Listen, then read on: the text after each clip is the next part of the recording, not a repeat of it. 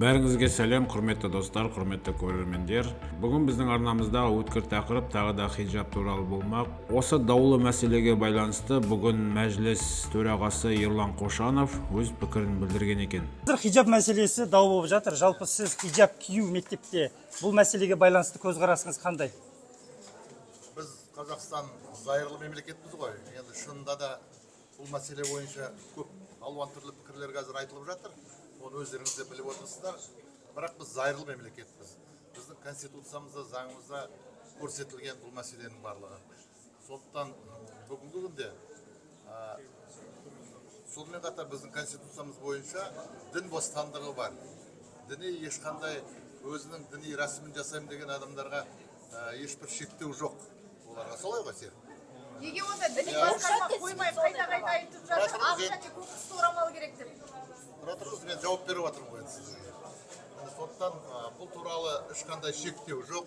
Өзінің діни рәсімдерін атқарамын деген азаматтарға, азаматшаларға, біздің Қазақстан тұрғындарына қай дін ұстанса да, қай жерге мешіт па, шіркеу ма, басқа өздерінің діни орталықтарына барып, өздерінің діни рәсімдерін өткізуге мүмкіндіктері бар. Ал енді мектепке келсек, сіз айтқандай жаңағы,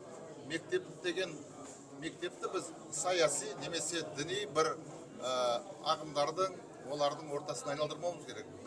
Ол білім ордасы. Ол жерде білім беру керек мектепте.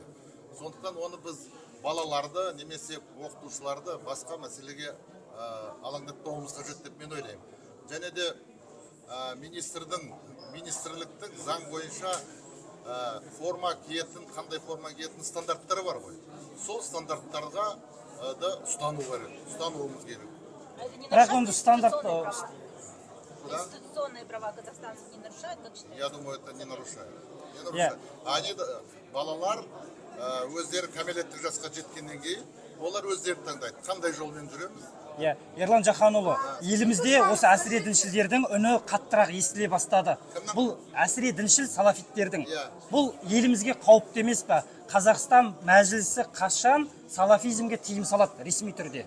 Жаңа ғана өздеріңіз тыңдасаңыздар, бір депутатымыз сауал жасады, оны тыңдасаңыздар. Жаңа домбыра харам деген әңгіме шықты, көрдіңіздер.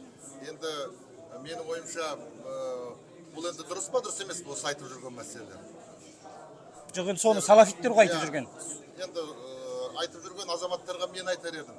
Біздің жаңа да айттым отырыстың үстінде. Біздің ғасырлар бойы қолына домбыра ұстап жүрген бабаларымыз сонда күнәһар болған ма?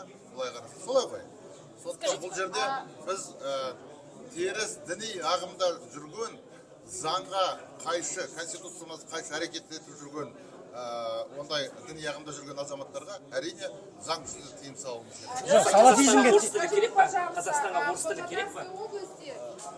Сонымен, құрметті достар, өздеріңіз көріп отырғандай, осы даулы мәселе жалғасып келеді. Әлі қоғамда сан түрлі пікірлер тудыруда.